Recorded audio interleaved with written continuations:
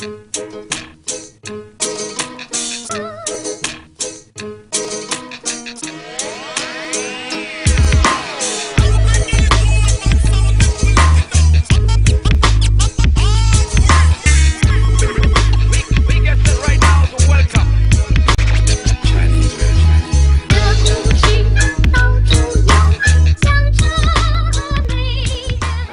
vient de rentrer à l'intérieur du Rainbow Plaza, donc c'est un complexe où il y a plusieurs restaurants. Ça y est, on a trouvé le coin Brasserie Flo. Ni hao, how are you? Good. Good? And you? Yes. Very good, very good.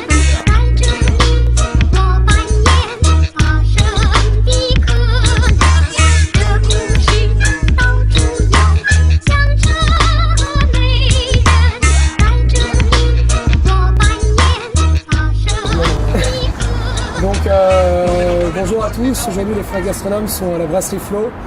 Donc c'est à l'intérieur du Rainbow Plaza, si je ne me trompe pas. Tout à fait. En présence du chef Bertrand Combe, le head chef des cuisines de la Brasserie Flo. La Brasserie Flo, ouais. Flo m'a contacté. Ouais. T'étais à Genève, à la réserve. Ouais, à la réserve, ouais. Pas n'importe quel hôtel. Hein. Non, pas n'importe quel hôtel. Hein. C'était une grosse brasserie, d'hôtel ou de luxe. Et ça déboîtait. 5 étoiles il y a eu des billes grave. Et donc voilà, et le groupe Flo m'a contacté pour une opportunité ici. Première fois ça n'a pas marché parce que finalement ça n'a pas marché. Ils m'ont recontacté un an après en me disant bon c'est bon, cette fois on a une opportunité pour toi, donc je suis venu. Me voilà ici. Et puis voilà, des changements à faire parce qu'ici en fait on est une brasserie, vraiment brasserie au départ. Donc la choucroute, les steaks tartare, les entrecôtes, les escargots, le foie gras. Énormément de débit. Énormément de débit. Au départ, il y a 10 ans, parce qu'on est il y a 10 ans. Et en fait, il y a 10 ans, on était les seuls ici à Pékin. On était deux Français, il y avait Maxime et Flo. Ouais, Maxime existe toujours. Maxime existe toujours, qui est en train de descendre. Parce qu'il n'a pas fait comme nous, il ne s'est pas adapté en fait. Et donc là, pour les Olympiques, puis même l'évolution de la Chine, beaucoup de restaurants ouverts. Italien, espagnol, contemporain, fusion. Il y a plein de gens comme ça qui ont ouvert. Donc finalement, les expats qui venaient il y a 10 ans qu'à Flo, donc on était plein tous les soirs, eh ben, ils ont beaucoup plus de choix maintenant. Donc nous, on se bat maintenant pour rester le meilleur, quoi. Et je pense qu'on est un des meilleurs. Et en termes de brasserie, c'est ce qui se fait mieux. Moi, je trouve qu'on a un turnover là, à peu près là, dans average en moyenne 80 personnes par jour, par service, par soir. Ouais. Dans la journée, on s'est fait 120, 130, ça c'est la moyenne. On peut arriver à 150, 160, 200. Mais là, la semaine dernière, on a tourné avec en catering, en traiteur. 200 personnes tous les jours pendant 3 jours, plus les restaurants ici qui tournaient le soir à 120 couverts. Donc moi je connais peu de restaurants, peu de chefs, à part les hôtels, sans parler des hôtels, je parle de restaurant pur qui tournent comme nous. Quoi. Donc c'est vrai que moi je suis arrivé là il y a 3 ans maintenant, bientôt. École avant, donc alors j'ai commencé BEP, CAP, normal, comme tout cuisinier qui se respecte. À quel âge Après le collège, quoi. Après mon brevet, 15-16 ans. Passé BEP, CAP avec beaucoup de stages, tout ça, donc j'ai bien appris à aimer mon métier. De là, je me dis bon, j'aime bien l'école quand même, hein. On est tranquille parce que quand je travaille dur, je reste un peu à l'école, mais je suis pas trop études non plus, donc je vais faire de la mention complémentaire. Mention complémentaire, c'est spécialisation dans le. J'ai commencé par le traiteur, justement. Une mention complémentaire traiteur à Hyères. Golf Hôtel à Hyères, donc une mention traiteur, donc avec des réceptions, des grosses réceptions, tu vas prendre les banquets, les buffets. On va continuer, on change d'école, on va à Toulon, juste à côté. On va au lycée Saint-Louis faire de la mention complémentaire dessert de restaurant pour être complet un peu dans la. Sur toute la gamme, sur toute la palette. Voilà. Ça a pris combien de temps 4 ans finalement. 4 ans. Non, ce qui n'est pas énorme, mais je me suis éclaté à l'école, à faire la fête, rencontrer des gens, des filles, aller surfer. J'ai fait aussi, quand j'ai fait ma mention pâtisserie de restaurant, donc dessert à l'assiette, décor sur assiette, donc les recettes de dessert, mais dessert, décoration, surtout à l'assiette. Dessert de restaurant, on appelle ça la mention. J'ai fait un concours de pâtisserie aussi, dessert à l'assiette. J'ai pas gagné. Quel plat, tu t'en souviens? J'ai fait un dessert, c'était un dôme avec un biscuit d'aqua, une mousse fromage blanc fleur d'oranger. Au milieu, salivé là. Au milieu, il y avait une crème brûlée à la crème de marron, farcie avec la crème de marron un peu dedans. Donc en fait, elle a des coupes qui avait plusieurs couches et tout ça glacé par du glaçage chocolat. Un sabayon au safran, un petit marron glacé tiré en sucre, posé dessus en décoration. Voilà. Il faut faire un concours dans sa vie, même si on ne gagne pas, comme ça on sait qu'est-ce que c'est. Le stress, c'est un peu comme à la fin l'examen. Tout à fait. Confirmé. C'est intéressant de faire un concours. Ouais. C'est difficile de rester humble en tant que cuisinier. Il faut. Moi je trouve que c'est très important. C'est je crois que les plus grands cuisiniers sont toujours restés humbles. Tu peux nous dire aussi un peu quelles sont les qualités d'un chef? Pour toi, les 3-4 qualités qui sont nécessaires pour la passion. Il faut être humble, il ne faut pas avoir la grosse tête. Surtout pas avoir la grosse tête. Savoir écouter les gens. Écouter les commentaires. Tous les commentaires sont bons. Toujours avoir une soif d'apprendre. Ça toujours. Il faut respecter le produit, toujours à la recherche de nouveaux produits, toujours exciter ses sens au plus. De l'inventivité. De l'inventivité. Toujours. Sinon on s'ennuie soi-même. Les clients s'ennuient. Et on perd la passion. Il faut savoir être manager, comme à l'armée, il faut motiver ses troupes. Si on arrive le matin qu'on n'a pas envie, les 25 personnes qui sont derrière moi, ils n'auront pas envie et le client va le ressentir. Voilà, donc c'est beaucoup de travail et moi je compare ça un peu comme un général de l'armée. Ouais. Quand il a une équipe quand c'est la guerre. Bon, maintenant il n'y a plus de guerre vraiment, enfin si il y a la guerre. Quand on a une troupe de milliers d'hommes et que le matin en se levant il faut faire un discours, leur donner un fusil et dire maintenant tu vas te battre pour moi, tu vas mourir pour moi. On va pas mourir là. Oui, bien sûr. On meurt pas. Mais le général de l'armée c'est comme ça. Ouais. Il faut faire un discours, il faut motiver les troupes. Et c'est du travail de management, c'est parler. Beaucoup de communication. Beaucoup de communication. Donner un exemple de plat que tu as dû réadapter au goût chinois. Comme ça là, en fait c'est toute ma carte qui est réadaptée pour les Chinois finalement. Je pense toujours quand je fais un plat adapté aux Chinois. D'accord. Ça va être. C'est tout, il n'y a pas un plat réel. Plus de sucre, moins de sel, ça va être. Il faut faire attention, il n'y a pas un plat réellement que pour les Chinois. On est français, donc tous mes plats sont français. Et plus ou moins orientés. Je ne peux pas utiliser des produits asiatiques, par exemple. Ça, je ne peux pas. Parce qu'on est au restaurant français, typique français. On n'est pas contemporain. Je ne peux pas utiliser le gingembre. Je ne peux pas faire un poulet au gingembre. Parce que les Chinois les mangent tous les jours dans la rue. Ils ne vont pas venir dans un restaurant français, manger avec des couteaux et des fourchettes, mettre de côté les baguettes pour manger le même goût qu'ils ont mangé hier. Non, ça je peux pas. Et après c'est une adaptation au quotidien. Les Chinois mangent beaucoup avec la sauce. Une viande comme ça ne le mangent pas les Chinois. La viande qu'ils ont, c'est toujours taillé en morceaux, sauté dans l'assiette, dans les plats, et puis après vous avez ils mangent comme ça. Donc le filet de bœuf par portion, par personne, ils ne connaissent pas ça à l'origine. Finalement, toutes mes viandes sont accompagnées de sauce à côté. Un best-selling ici, la meilleure vente, la bouillabaisse. La bouillabaisse, pas forcément. Pourquoi? Parce que la soupe de poisson, ça a du goût énorme. Exactement, ça prend le poisson, ça baigne là-dedans. Ouais. Quand ils mangent, il y a du goût. Ça leur fait penser un peu au hot pot. Voilà. La rouille à côté qui est forte, ils mélangent tout ça dedans, il y a du goût, ils adorent. Tu fais ta soupe, tu mets tes poissons que tu as récupérés, que normalement tu ne fais pas dans la soupe, que les anciens pêcheurs qui ne pouvaient pas vendre, que tes poissons pas riches, tu mets dans la soupe. Quand ça bout, tu éteins, le poisson finit de cuire dans la soupe, il n'est pas trop cuit, il n'est pas bouilli, et tu manges. Quand ça bouille, tu baisses, bouillabaisse.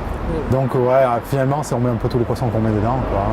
J'ai une moule de Nouvelle-Zélande dedans, du saumon, une Saint-Jacques, c'est du poisson cuit dans la soupe. Souvent, on a du poisson frais.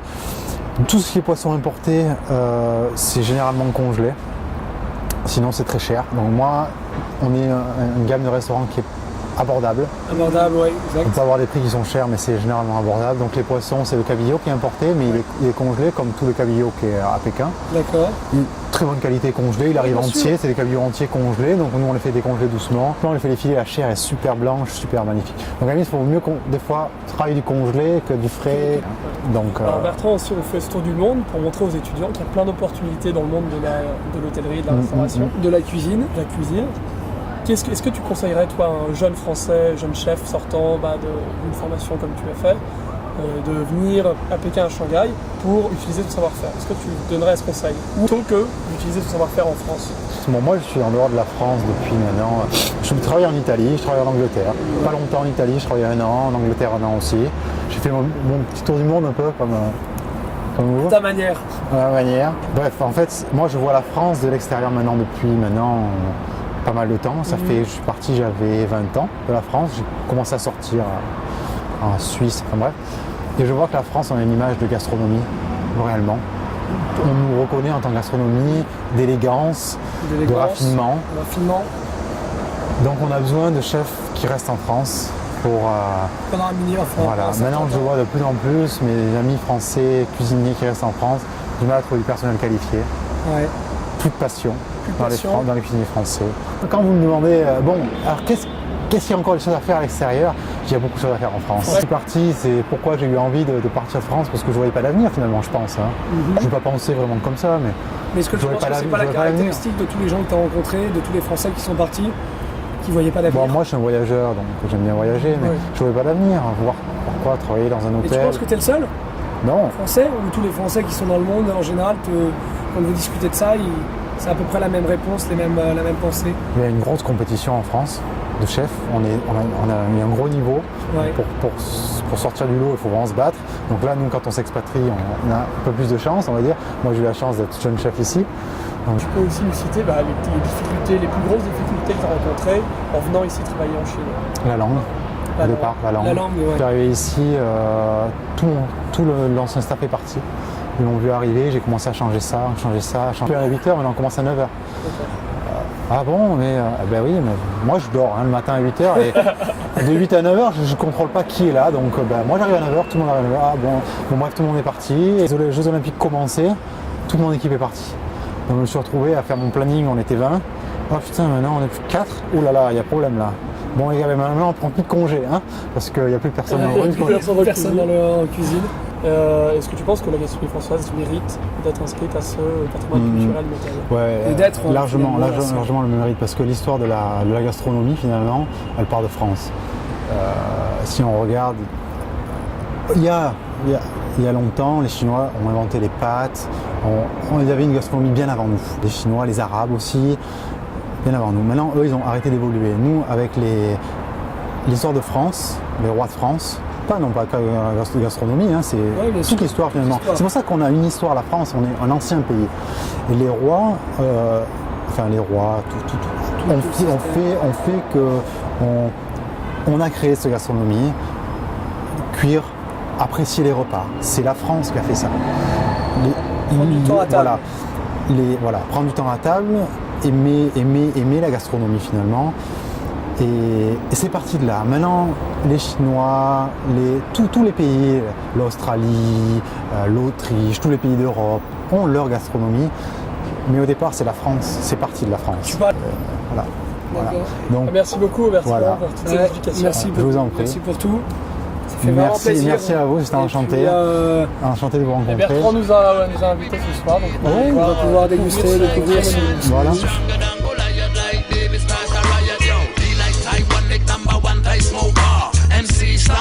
Come a lyrics murder. Ranking Taiwan, cool and deadly officer. Step on the mic, they call we Jack the Rinser. How we rinse it out proper. Turn up the sound and push up the master. Bon allez, c'est parti, on rentre dans l'univers de Bertrand qui vient de nous faire déjà une entrée, un plat exceptionnel.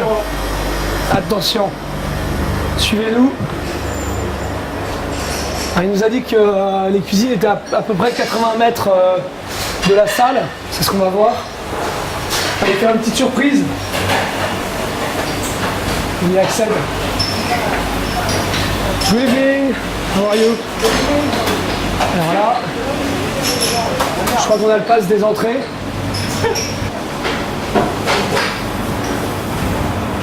Juste à côté, on a le pass du show. Alors, je ne sais pas où se cache Bertrand. On va passer derrière. Allez voir ça. C'est complexe, c'est un vrai labyrinthe. Qu'est-ce qui se cache ici? Ah voilà! On a amené les desserts. Ça va? Bah oui, on a vu, on voulait te remercier et puis venir te faire un petit coucou. Exceptionnel les entrées. C'est très bien. C'était vraiment excellent. Merci. Bon alors là on est où? Là c'est la pâtisserie d'Envoi. C'est la pâtisserie d'Envoi, on a la pâtisserie de production un peu plus loin. D'accord, pâtisserie d'Envoi. On fait les assiettes simplement. D'accord. Là c'est prêt déjà. Tu nous accompagnes, on va faire un petit tour. Là il y a Au dessert, elle va se casser la gueule, hein, parce qu'en fait, c'est un parfait glacé, dedans, il y a des fruits rouges. Il va falloir qu'on se dépêche, on va courir. Mais c'est pas grave, vous l'avez vu. On l'a vu, il est magnifique. Production. Marché, on appelle Marché. ça. Moi, on appelle ça le marché, c'est-à-dire on reçoit les marchandises. Ok. Frigo légumes, frigo poisson, frigo viande. Il y a tout. Tout est à portée de main. Là, toute la cuisine vient de s'arriver ici. Les fruits, les légumes, le congélateur. Alors Thibaut, qu'est-ce que tu trouves d'intéressant là-bas? Il y a tous les légumes, Voilà, les fruits, les légumes. Et Mr Fish qui est là, sur les trous. Cette portion est là. C'est moi qui l'ai faite. Ça paraît un peu plus neuf. Ouais, ça a toute différence entre l'ancien et le neuf.